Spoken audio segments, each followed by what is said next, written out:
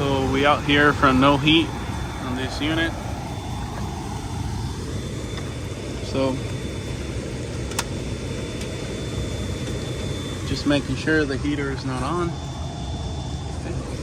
Yeah, 2.3 amps, just a blower.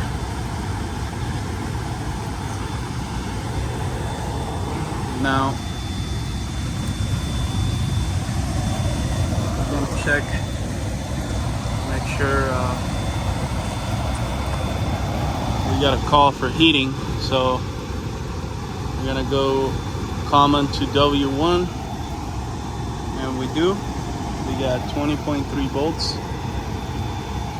Now, if it's going to common, I'm assuming it's going across the sequencer as well. As you can see, it's got another sequencer right here. That too. Now this sequencer, it's for the blower. This is a small heat, so the one we got to worry about is this one here. So as you can see, the blower is running. So let's confirm that. So we're going across the top section. We got 0.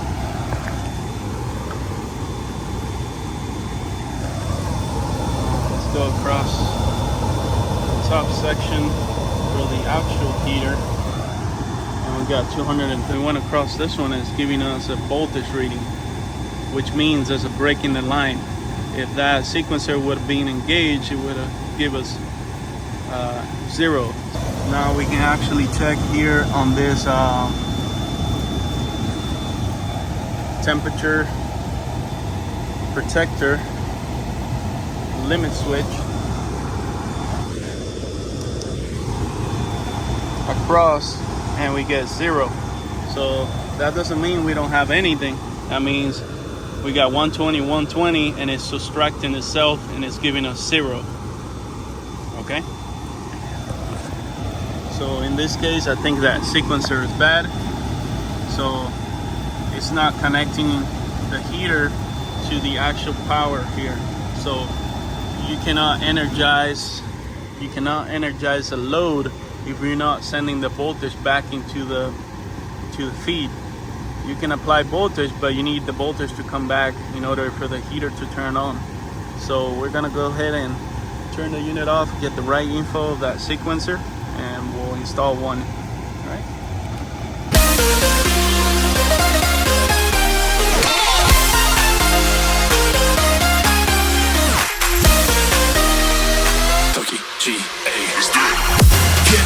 Get up. We want you to get on your feet. Stand up, stand up. Come on, get loose with the heat. Right now. All right. So I got the new sequencer in. All the wires are tight.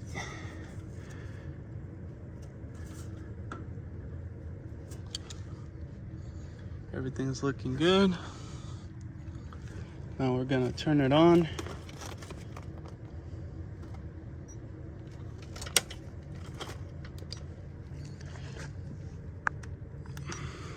And we're gonna check for amperage.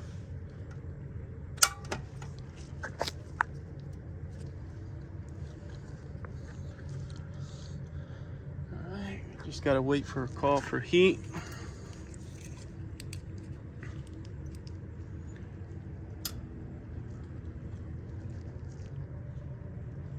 There we go. 10 amps.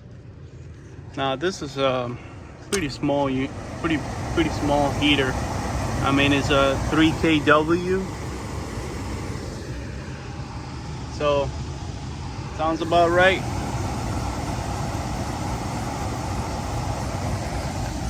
Now we got heat.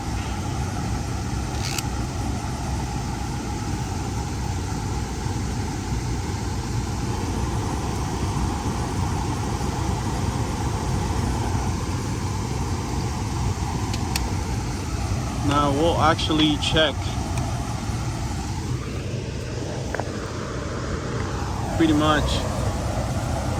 We'll use the same method. I can smell the burning smell already. So we'll do the same method. of how we troubleshoot this and found that it was bad. So now, see, I'm going across the high voltage contacts, and I got actually 0. So that's right. So that means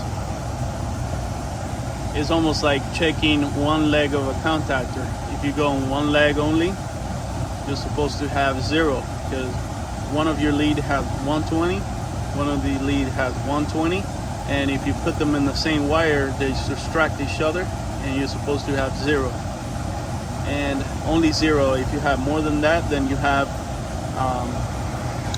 pretty much have resistance. You're not supposed to have resistance on a switch or a control switch of any kind, or not even on a breaker like this.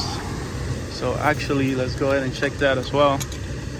So as you can see, I got the unit going. So we do have voltage. Now let's check. Let's check one leg to the other leg.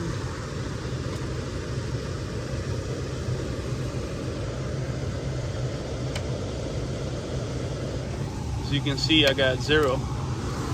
That's how it's supposed to work. All right. I hope you guys like this heater call. You can see it's already 82 degrees. So yeah, on to the next one.